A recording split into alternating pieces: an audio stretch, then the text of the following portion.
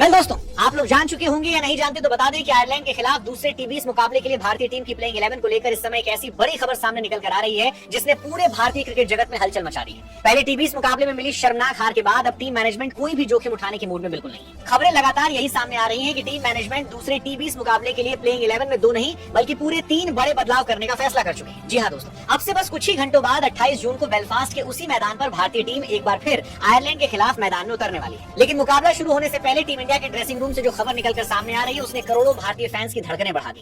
क्योंकि पहले टी20 मुकाबले में जिस तरह भारतीय टीम बल्लेबाजी, गेंदबाजी और कप्तानी तीनों विभागों में पूरी तरह फ्लॉप साबित हुई, उसके बाद अब टीम मैनेजमेंट का मानना है कि अगर दूसरे मुकाबले में भी यही प्लेइंग 11 उतारी गई तो सीरीज हाथ से निकल सकती है। यही वजह है कि अब बड़े बदलाव लगभग तय माने जा रहे हैं। बताया जा रहा है कि पहले मुकाबले में जिन खिलाड़ियों ने बल्ले और गेंद दोनों से निराश किया, उन्हें दूसरे टी20 मुकाबले की प्लेइंग 11 से बाहर बैठाया जा सकता है और उनकी जगह कुछ युवा, निडर और विस्फोटक खिलाड़ियों को मौका मिलने की पूरी संभावना जताई जा रही है। टीम इंडिया किसी भी कीमत पर यह मुकाबला जीतकर सीरीज 1-1 से बराबर करना चाहेगी, क्योंकि टीम मैनेजमेंट बिल्कुल नहीं चाहता कि आयरलैंड जैसी टीम के खिलाफ पूरी सीरीज गंवानी पड़े। सबसे ज्यादा चर्चा इस समय जिस खिलाड़ी की हो रही है वो है युवा सनसनी वैभव सूर्यवंशी। खबरें लगातार यही निकल कर आ रही है कि टीम मैनेजमेंट इस मुकाबले में वैभव सूर्यवंशी को भारत के लिए टी20 इंटरनेशनल डेब्यू कराने पर गंभीरता से विचार कर रहे हैं। अगर ऐसा होता है तो ये सिर्फ वैभव के करियर का सबसे बड़ा दिन नहीं होगा, बल्कि भारतीय टीम की पूरी ओपनिंग रणनीति भी बदल जाएगी। दरअसल पहले मुकाबले में भारतीय टीम को जिस तरह की तेज शुरुआत की जरूरत थी वो बिल्कुल नहीं मिल सकी। पावर प्ले के अंदर ही विकेट गिरते चले गए और पूरी बल्लेबाजी दबाव में आ गई। ऐसे में कप्तान श्रेयस अय्यर अब ऐसे बल्लेबाज को मौका देना चाहते हैं जो पहली ही गेंद से विपक्षी गेंदबाजों पर हमला बोल सके, और इस रोल में वैभव सूर्यवंशी बिल्कुल परफेक्ट बैठते हैं। वैभव सूर्यवंशी की सबसे बड़ी ताकत उनका निडर अंदाज, बेहतरीन टाइमिंग और बड़े शॉट खेलने की क्षमता मानी जाती है। यही वजह है कि टीम मैनेजमेंट उन्हें सीधे ओपनिंग की जिम्मेदारी देने पर विचार कर रहा है। अगर ये फैसला लिया जाता है तो पहला बड़ा बदलाव होगा संजू सैमसन का बाहर होना और उनकी जगह वैभव सूर्यवंशी का डेब्यू। जी हाँ, क्योंकि देखा जाए तो वैभव सूर्यवंशी ओपनिंग बल्लेबाजी करने के लिए जाने जाते हैं, चाहे अंडर 19 हो या आईपीएल। आपने हर एक मुकाबले में वैभव सूर्यवंशी को ओपनिंग करते हुए देखा होगा। तो ऐसे में अगर दूसरे टी20 मुकाबले में वैभव सूर्यवंशी टीम में शामिल होते हैं तो संजू सैमसन टीम से बाहर किए जाएंगे, क्योंकि अभिषेक शर्मा फॉर्म में है तो उन्हें बाहर करने की कोई गुंजाइश ही नहीं बनती। तो अगर दोस्तों वैभव सूर्यवंशी को दूसरे टी20 मुकाबले में मौका मिलता है तो यकीन मानिए इस दूसरे मुकाबले में आपको चौकों और छक्कों की जबरदस्त बारिश देखने को मिल सकती है। क्योंकि जिस तरह की फॉर्म में इस समय वैभव सूर्यवंशी नजर आ रहे हैं, उसे देखकर विरोधी टीम के गेंदबाज भी जरूर दबाव महसूस कर रहे होंगे। लेकिन दोस्तों सवाल सिर्फ ओपनिंग जोड़ी का नहीं, सबसे बड़ा सवाल अभी भी यही है कि आखिर आयरलैंड के खिलाफ दूसरे टी20 मुकाबले में टीम इंडिया की पूरी प्लेइंग 11 कैसी रहने वाली है।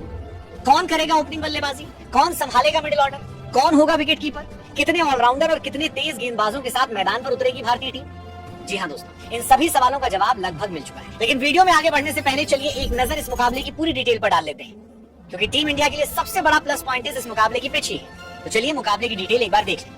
तो दोस्तों भारत और आयरलैंड के बीच दूसरा और आखिरी टी20 मुकाबला 28 जून दिन रविवार को खेला जाएगा और ये मुकाबला होगा आयरलैंड के खूबसूरत मैदान बेलफास्ट में। जी हाँ दोस्तों, ये दोनों ही टी20 मुकाबला आयरलैंड की धरती में होने वाले हैं, जबकि मुकाबले का टॉस भारतीय समय अनुसार शाम 5:30 बजे होगा, जबकि मैच शाम बजे शुरू होगा। तो दोस्तों जैसा कि मुकाबले की तारीख, समय और वेन्यू की पूरी जानकारी तो आपको मिल चुकी है, लेकिन अब वीडियो में आगे बढ़ते हैं और बात करते हैं उस सबसे बड़ी खबर की जो इस मुकाबले का पूरा रुख बदल सकती है। जी हाँ दोस्तों, अब बात करेंगे भारत और आयरलैंड के बीच हेड टू हेड रिकॉर्ड।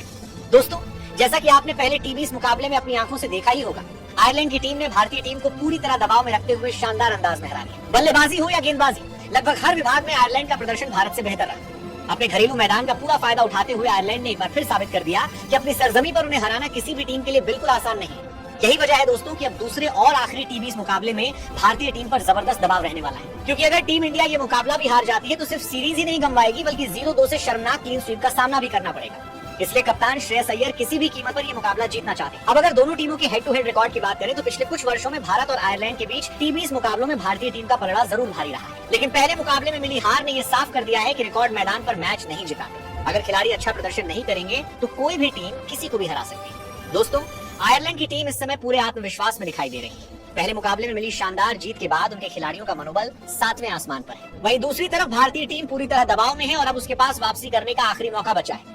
यही कारण है कि दूसरे टी20 मुकाबले में भारतीय टीम पहले से कहीं ज्यादा आक्रामक रणनीति के साथ मैदान में उतर सकी। टीम मैनेजमेंट कोई भी जोखिम लेने के मूड में नहीं और यही वजह है कि प्लेइंग 11 में 3 से 4 बड़े बदलाव लगभग तय माने जा रहे हैं। तो दोस्तों अब वो समय आ चुका है जिसका इंतजार हर भारतीय क्रिकेट फैन बेसब्री से कर रहा है, क्योंकि अब हम आपको बताने जा रहे हैं दूसरे टी20 मुकाबले के लिए कप्तान श्रेयस अय्यर और हेड कोच गौतम गंभीर द्वारा किए बदलाव के बाद भारतीय टीम की नई प्लेइंग 11। जी हाँ, अब हम आपको बताने जा रहे हैं भारतीय टीम की वो नई खूंखार प्लेइंग 11 जो गंभीर और अय्यर ने मिलकर दूसरे टी20 मुकाबले के लिए बनाई है, जिसमें 3 से 4 ऐसे बदलाव किए गए हैं जिसे हर किसी को हैरान कर दिया। आखिर किन खिलाड़ियों की होगी छुट्टी, किन युवा खिलाड़ियों को मिलेगा सुनहरा मौका और कौन होंगे वो 11 खिलाड़ी जो भारत के लिए करो या मरो के इस मुकाबले में मैदान पर उतर सकते हैं।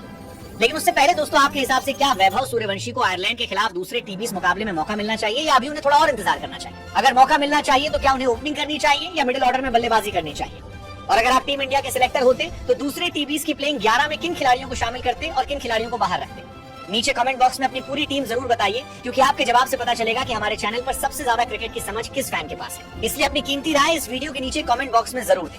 आपको क्या लगता है, क्या वैभव सूर्यवंशी को पहले टी20 में मौका देना चाहिए या नहीं? अब चलिए ज्यादा समय न लेते हुए एक एक करके उन 11 बब्बर शेरों की बात करें जो आयरलैंड खिलाफ दूसरे टी20 मुकाबले के लिए मैदान में उतरने वाले हैं। तो दोस्तों अगर सबसे पहले भारतीय टीम की ओपनिंग जोड़ी की बात करें तो यहाँ पर सबसे बड़ा और चौंकाने वाला बदलाव देखने को मिलने वाला है। खबरें लगातार यही निकल कर आ रही हैं कि पहले टी20 मुकाबले में फ्लॉप रहने वाले संजू सैमसन को दूसरे टी20 मुकाबले की प्लेइंग 11 से बाहर बैठाया जा सका है। उनकी जगह युवा सनसनी वैभव सूर्यवंशी को टीम इंडिया के लिए डेब्यू करने का मौका मिल सका है। अगर ऐसा होता है तो करोड़ों भारतीय फैंस का लंबे समय से चल रहा इंतजार आखिरकार खत्म हो जाएगा। यानी दूसरे टी20 मुकाबले में टीम इंडिया की तरफ से ओपनिंग बल्लेबाजी करते हुए अभिषेक शर्मा और वैभव सूर्यवंशी की जोड़ी मैदान पर उतर सकती है। अभिषेक शर्मा पहले से ही अपनी विस्फोटक बल्लेबाजी के लिए जाने जाते हैं, जबकि वैभव सूर्यवंशी ने घरेलू क्रिकेट और जूनियर स्तर पर जिस तरह का बेखौफ क्रिकेट खेला है उसने हर किसी को प्रभावित किया है। यही वजह है कि गौतम गंभीर भी इस युवा खिलाड़ी को बड़ा मौका देने के पक्ष में दिखाई दे रहे हैं। अगर ये जोड़ी शुरुआत से ही आक्रामक बल्लेबाजी करने में सफल रहती है तो आयरलैंड के गेंदबाजों पर पहले ही ओवर से दबाव बन सकता है और भारतीय टीम को वही तेज शुरुआत मिल सकती है जिसकी पहले मुकाबले में सबसे ज्यादा कमी देखने को मिली थी। वहीं दोस्तों नंबर 3 पर विकेट कीपर बल्लेबाज ईशान किशन बल्लेबाजी करते हुए नजर आ सकते हैं। लंबे समय बाद टीम इंडिया में वापसी करने वाले ईशान किशन के ऊपर इस बार काफी बड़ी जिम्मेदारी रहने वाली है। अगर शुरुआती विकेट जल्दी गिरते हैं तो उन्हें पारी संभालनी होगी और अगर ओपनिंग जोड़ी अच्छी शुरुआत देती है तो उसी लय को आगे बढ़ाने का काम भी ईशान किशन के कंधों पर रहेगा। अपनी आक्रामक बल्लेबाजी और तेज स्ट्राइक रेट की वजह से ईशान किसी भी समय मैच का रुख बदलने की क्षमता रखते हैं। इसके बाद नंबर 4 पर टीम इंडिया के कप्तान श्रेयस अय्यर बल्लेबाजी करते हुए दिखाई देंगे। पहले मुकाबले में मिली हार के बाद अब सबसे ज्यादा नजरें कप्तान श्रेयस अय्यर पर ही रहने वाली है। सिर्फ बल्लेबाजी ही नहीं बल्कि कप्तानी में भी उन्हें खुद को साबित करना होगा। मिडिल ऑर्डर की पूरी जिम्मेदारी उनके कंधों पर होगी और अगर भारत को बड़ा स्कोर बनाना है या मुश्किल परिस्थिति से बाहर निकलना है तो श्रेयस अय्यर की बड़ी पारी बेहद जरूरी है। नंबर 5 पर उप कप्तान तिलक वर्मा बल्लेबाजी करते हुए नजर आ सकते हैं। तिलक वर्मा उन खिलाड़ियों में शामिल हैं जो स्पिन और तेज गेंदबाजी दोनों के खिलाफ तेजी से रन बनाने की क्षमता रखें। अगर शुरुआती बल्लेबाज अच्छी शुरुआत दिला देते हैं तो तिलक वर्मा मिडिल ओवरों में तेजी से रन बनाकर आयरलैंड के गेंदबाजों पर दबाव बढ़ा सके। नंबर 6 पर टीम इंडिया के सबसे खतरनाक फिनिशर शिवम दुबे बल्लेबाजी करते हुए दिखाई दे सके। शिवम दुबे की सबसे बड़ी ताकत लंबे लंबे छक्के लगाने की क्षमता है। अगर आखिरी ओवरों में तेजी से रन बनाने की जरूरत पड़ती है तो शिवम दुबे अकेले अपने दम पर मैच का पासा पलट सके। इसके अलावा जरूरत पड़ने पर वो कुछ ओवर गेंदबाजी करके भी टीम के लिए योगदान दे सके। वहीं दोस्तों अब बात करते हैं दूसरे सबसे बड़े बदलाव। खबरें ये भी सामने आ रही है कि पहले मुकाबले में बल्ले और गेंद दोनों से फ्लॉप रहने वाले वॉशिंगटन सुंदर को दूसरे टी20 मुकाबले की प्लेइंग 11 से बाहर किया जा सकता है।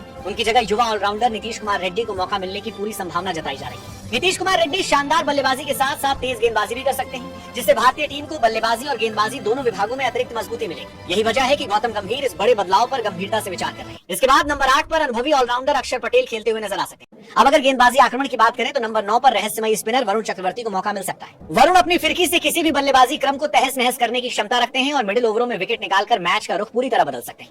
नंबर 10 पर तेज गेंदबाज हर्षित राणा भारतीय तेज गेंदबाजी आक्रमण की अहम जिम्मेदारी संभालते हुए दिखाई देंगे। पहले मुकाबले में भी उन्होंने शानदार गेंदबाजी की थी और अब एक बार फिर उनसे टीम को शुरुआती और डेथ ओवरों में विकेट निकालने की उम्मीद रहेगी। वहीं दोस्तों तीसरा और सबसे बड़ा बदलाव तेज गेंदबाजी विभाग में देखने को मिल सकता है।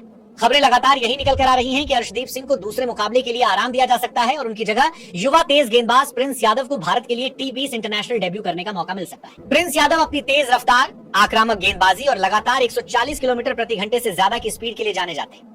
टीम मैनेजमेंट का मानना है कि उनका नया गेंदबाजी एक्शन आयरलैंड के बल्लेबाजों के लिए मुश्किलें खड़ी कर सकता है। तो दोस्तों अगर ये खबर सही साबित होती है तो दूसरे टी20 मुकाबले के लिए भारतीय टीम की संभावित प्लेइंग 11 कुछ इस प्रकार हो सकती है। ओपनिंग में अभिषेक शर्मा और वैभव सूर्यवंशी, नंबर 3 पर ईशान किशन, नंबर 4 पर कप्तान श्रेयस अय्यर, नंबर 5 पर तिलक वर्मा, नंबर 6 पर शिवम दुबे, नंबर 7 पर नीतीश कुमार रेड्डी, नंबर 8 पर अक्षर पटेल, नंबर 9 पर वरुण चक्रवर्ती, नंबर 10 पर हर्षित राणा और नंबर 11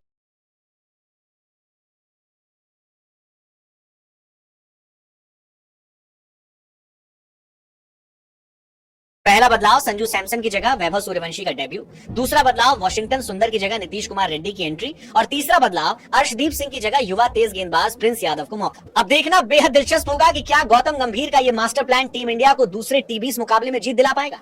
क्या वैभव सूर्यवंशी अपने डेब्यू मुकाबले में धमाका करेंगे और क्या भारतीय टीम आयरलैंड को हराकर सीरीज 1-1 से बराबर करने में सफल होगी? अपनी राय कमेंट बॉक्स में जरूर बताइए।